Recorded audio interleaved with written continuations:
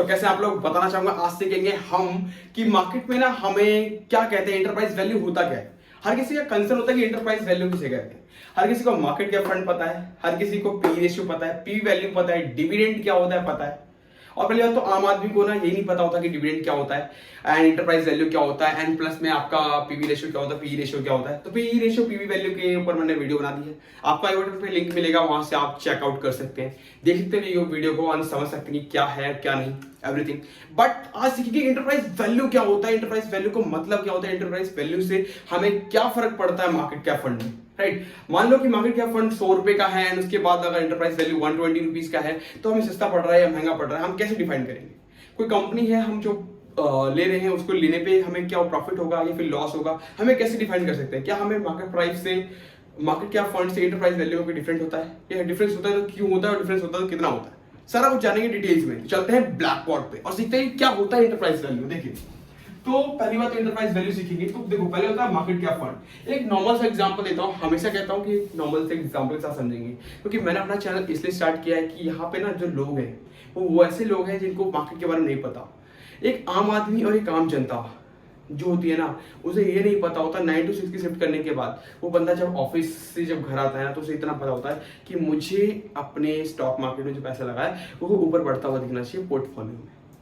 तो उसको इतना नहीं पता होता कि मार्केट में हम क्या एनालाइज करें। तो उसके लिए मैंने चैनल खोला है कि मैं इसके ऊपर ना सब कुछ बता पाऊंगा कि हर एक बंदा जो समझना चाहता है ना, अपने एक आधे घंटे को निकाल करके, 15 मिनट के टाइम को निकाल करके, टाइम फ्रेम को निकाल करके, समझ करके, वीडियो को देखने के बाद एक बार स्टॉक मार्केट को देख करके, मार्केट में इंटरप्राइज वैल्यू के बारे में समझ करके वो आप सीख पाए, राइट। तो उसके लिए मैंने इस चैनल को स्टार्ट किया है। तो देखो, हम सीखते हैं कि मार्केट कैप फंड क्या होता है। पहले देखो, मार्केट कैप फंड वो वैल्यू होती है जिसपे कि एक कंपनी खरीदी जाती है। मतलब कि एक 100 रुपए का, जैसे ग्रो ब्रोकिंग के नाम से मैंने एक कंपनी स्टार्ट करी अपनी, तो मेरा जो मार्केट कैप फंड है वो 100 रुपए का है, राइट। यानी कि कोई भी बंदा, जो दूसरा बंदा हमें अगर मेरी कंपनी को खरीदेगा, टेक ओवर लेना चाहेगा, तो मुझे 100 रुपए देगा, तब मैं उसकी कंपनी, उसको जब तो मेरी कंपनी जो है उसको मिलेगी। यानी 100 रुपए मेरा मार्केट कैप फंड है, ठीक है।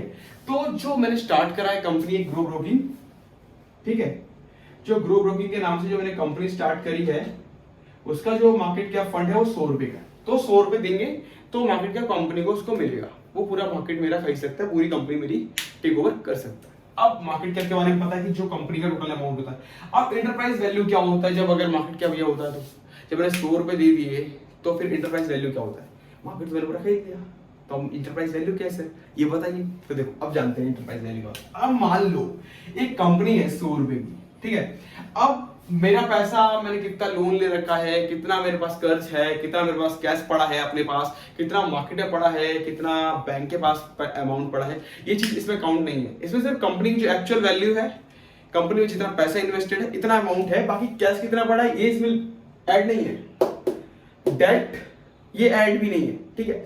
तो देखो, ये चीज जब ऐड नहीं है तो मार्केट कैप फंड है खाली ओनली। तो दैट्स व्हाई कि हमें समझना पड़ेगा कि इसका फंडा क्या है और उसका फंडा क्या है। तो देखो, जब मार्केट कैप फंड हमारा 100 रुपए का है, ठीक, अब मान लो जब इंटरप्राइज वैल्यू निकालनी है ना, तो इंटरप्राइज वैल्यू निकालने के लिए जो एक फंडा होता है, देखो अब इंटरप्राइज वैल्यू मुझे ये कंपनी 80 रुपए में मिल रही है और मार्केट कैप फंड से 100 रुपए का है, बताओ। मतलब जो कंपनी 100 रुपए की है, हम उसको 80 रुपए में खरीद सकते हैं, ठीक है। उसका एक्चुअल प्राइस, जो इंटरप्राइज वैल्यू जो मार्केट के हिसाब से है, जो मार्केट की कैश के हिसाब से है, वो 80 रुपए की है और मार्केट कैप फंड का 100 रुपए का, ठीक है। तो कंपनी मेरे को 100 रुपए में पड़ रही है, बट कंपनी का जो 100 रुपए का जो अमाउंट मेरे पास पड़ रहा है, 100 रुपए का जो कंपनी का जो अमाउंट मेरे को देना पड़ रहा है कंपनी को, ठीक है, जो मैं जिससे भी मैं जो भी मेरे से टेक ओवर करेगा उस 100 रुपए मुझे देगा।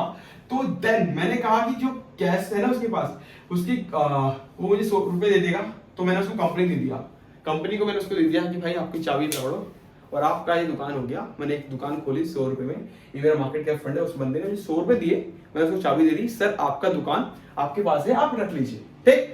अब मैंने उससे बोला कि देखो, उसके अंदर ना एक डेप्थ है, उसके अंदर मेरे गुल्लक के अंदर जो मैंने दुकान खोला है उसमें 20 रुपए भी रखे हुए हैं। तो मतलब 100 रुपए का जो मैंने उसको पे किया, जो उसने मुझे पे किया, उसके बदले 20 रुपए मेरे गुल्लक में ऑलरेडी रखे हैं। मतलब उसको दुकान कितने पड़ी, 80 रुपए में। 100 रुपए की मेरी दुकान, जो कि मैंने उसको चाबी दी 100 रुपए देने के बाद, मैंने उसे बताया कि उसमें 20 रुपए ऑलरेडी गुल्लक में है, 20 रुपए मैंने ऑलरेडी रखा हुआ अपने गुल्लक में, तो 20 रुपए क्या हो गया, कम हो गया। तो मेरे को कितने का पड़ा दुकान, 80 रुपए का। तो एंटरप्राइज वैल्यू तो उसकी 80 रुपए की हो गई मार्केट प्राइस के हिसाब से, क्योंकि 20 रुपए ऑलरेडी मार्केट में है। बट उसने एक कंडीशन और रखी कि इस 20 रुपए से आपको 10 रुपए का डेट है, यानी कि लोन है, एक डेट को जो है आपको पे करना पड़ेगा। तो 80 रुपए 10 रुपए जो है आपको किसी को देना है, वो आएगा, वो आपसे 10 रुपए कलेक्ट करेगा, तो आप उसको पे कर देना। तो चलो 80 रुपए के ऊपर मैंने 10 रुपए दे भी दिया उसको, तो ये दुकान मेरे को कितने पड़ी, 90 रुपए में। 100 रुपए की वैल्यू और 90 रुपए में पड़ी दुकान। ये होता है मार्केट कैप का फंडा, कि मार्केट कैप 100 रुपए का था, दुकान मेरे को कितने पड़ी, 90 रुपए में पड़ी।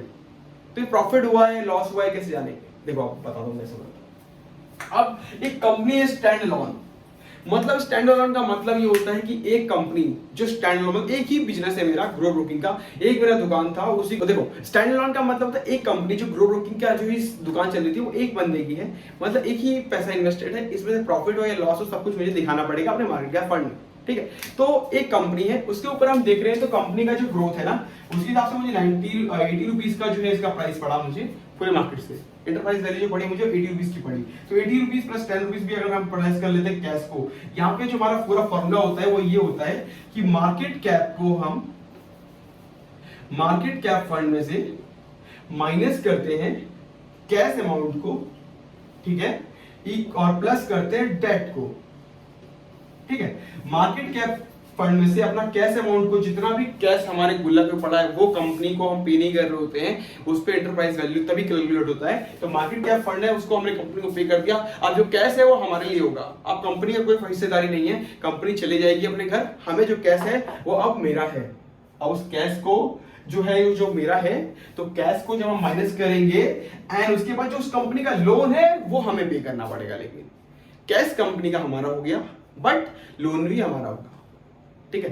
तो कंपनी के पास जितना कैश है उसको माइनस कर देंगे, वो कैश जो है वो हमें फ्री में मिला है, अब उस कंपनी का कैश हमारा हकदार है, तो कंपनी हमें फ्री में मिली, बट उसका जो लोन भी है वो भी हमारा हकदार है, तो हम उसको जो पे करने के लिए हम पे करेंगे मार्केट कैप फंड माइनस में कैश, जितना अमाउंट कैश का है उसको माइनस कर देंगे, और प्लस में जो डेथ है उसको हम प्लस कर लेंगे, ठीक है, और इक्वल टू जो अमाउंट आएगा उतने में हमें हमारा एक सॉप पड़ेगा, एंटरप्राइज वैल्यू होगी वो आपको मिलेगी, ठीक है। तो यहाँ पे एंटरप्राइज वैल्यू 80 रुपए का है, ठीक है। तो स्टैंड अलोन मतलब एक कंपनी, बट अब बहुत सारी कंपनी होती है मार्केट में, कि अगर यार हमें एक कंपनी का तो पता लगा लिया कि 90 रुपए का इसका एंटरप्राइज वैल्यू है, बट अब जब मार्केट में जाओगे ना, तो एक जैसे टाटा मोटर्स आप लोगे, तो टाटा मोटर्स में इतनी सारी कंपनी होल्डिंग है, स्कोडा है, जैसे कि उसमें जैगवार है, लैम्बोर्गिनी है, तो बहुत सारी कंपनी उसने होल्ड किया हुआ है, ठीक है। तो जब इतनी सारी रेंज रोवर है, सारी को उन्होंने हैंड टेक ओवर कर रखा है, तो सारे जो प्राइस है ना वो सिर्फ आपको एक में कंसोलिडेट होकर दिखेगा। टाटा मोटर्स का प्राइस इस जैगवार रेंज रोवर इन सब के ऊपर उन्होंने पैसा डाल रखा है, तो ये जितनी भी कंपनी के ऊपर जो पैसा लगा हुआ है वो सारा टाटा मोटर्स का है। मतलब एक टाटा मोटर्स के नाम से एक फॉर्म है, ठीक है, ग्रुप है, टाटा मोटर्स के नाम से ग्रुप है, बट उसने रेंज रोवर, ठीक है, रेंज रोवर प्लस इसमें तुम्हारा जैगवार, इन सबको जो है उसने अपना पोर्टफोलियो में पैसा इन्वेस्ट किया हुआ है। जब पोर्टफोलियो में पैसा इन्वेस्ट किया हुआ है तो प्रॉफिट होगा तो टाटा मोटर्स पे दिखेगा, लॉस होगा तो भी टाटा मोटर्स पे दिखेगा। तो जब ये कंपनी जब प्रॉफिट में जाएगी ना और टाटा मोटर्स अगर लॉस में भी जा रही है, तो यहाँ पे आपको इसका प्रॉफिट दिखता हुआ दिखेगा, कंसोलिडेट, यानी कि 2-3 कंपनियों का मिक्स है जहां पे मेरा पैसा इन्वेस्टेड है, उसका प्रॉफिट मार्केट में दिखेगा, उसको कहते हैं कंसोलिडेट। और स्टैंड अलोन मतलब एक ही कंपनी, मतलब जो मेरी कंपनी है उसके रिगार्डिंग में हम बात करेंगे, और जो कंसोलिडेट मैंने जिसमें पैसा इन्वेस्ट किया हुआ है, मतलब ग्रो ब्रोकिंग 1, जैसे मेरा ग्रो ब्रोकिंग है, मैंने ग्रो ब्रोकिंग 1 और 2 दोनों में पैसा इन्वेस्ट कर रखा है, तो दैट्स 1 और 2 का जो प्रॉफिट होगा वो भी मेरे अकाउंट में शो करेगा, तो इसको कहते हैं प्रॉफिट, तो इसको कहते हैं कंसोलिडेट। तो इसमें होती है एंटरप्राइज वैल्यू में 2। जब आप स्टैंड अलोन का प्राइस देखोगे तो आपको डिफरेंट दिखेगा, और जब कंसोलिडेट दिखेगा तो आपको दूसरा दिखेगा एंटरप्राइज वैल्यू, और मार्केट कैप फंड भी दूसरा दिखेगा। मार्केट कैप फंड में ज्यादा इंटर ना है, बट जब एंटरप्राइज वैल्यू देखोगे तो आपको बिल्कुल डिफरेंट दिखेगा। सम कंपनी तो आपको फ्री ऑफ कॉस्ट मिल जाएगी कंसोलिडेट करोगे तो आप, क्यों? क्योंकि जो पैसा है उन्होंने दूसरे मार्केट में इन्वेस्ट कर रखा है, दूसरे लोगों के लिए इन्वेस्ट कर रखा है, बट कंपनी आपको सेल करती तो आपका पैसा जो कंसोलिडेट हो गया जो है था वो आपका पैसा खुद का आपका हो गया, यानी कि कितनी कंपनी आपको फ्री में मिल गई।